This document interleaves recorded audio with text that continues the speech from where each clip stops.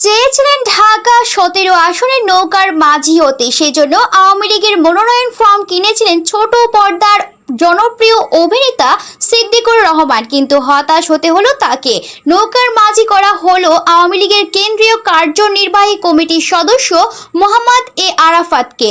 বিষয়টি নিয়ে স্বাভাবিকভাবেই মন খারাপ সিদ্দিকের।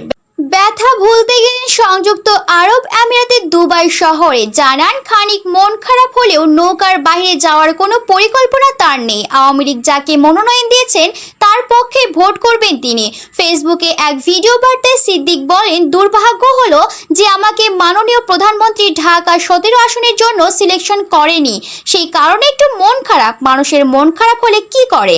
বিভিন্ন জায়গায় ঘুরতে যায়, তাই আমিও ঘুরতে দুবাই এসেছি এবং কেনাকাটা করছি। অনেকেরই মন খারাপ হলে ঘুরে বেড়ালে বা কেনাকাটা করলে মন ভালো হয়, আমারও তাই।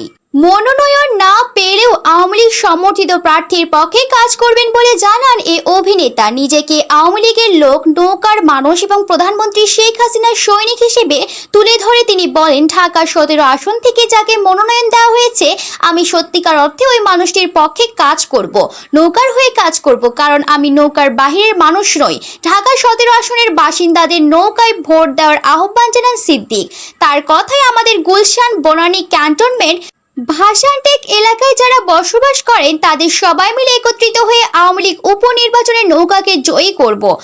তবে এবার মনোনয়ন বঞ্চিত হলেও আগামী দ্বাদশ জাতীয় সংসদ নির্বাচনের প্রার্থী হতে পারেন বলেও আশাবাদ ব্যক্ত করেন অভিনেতা। এক্ষেত্রে প্রধানমন্ত্রীর সিদ্ধান্তই চূড়ান্ত হবে বলে জানান তিনি।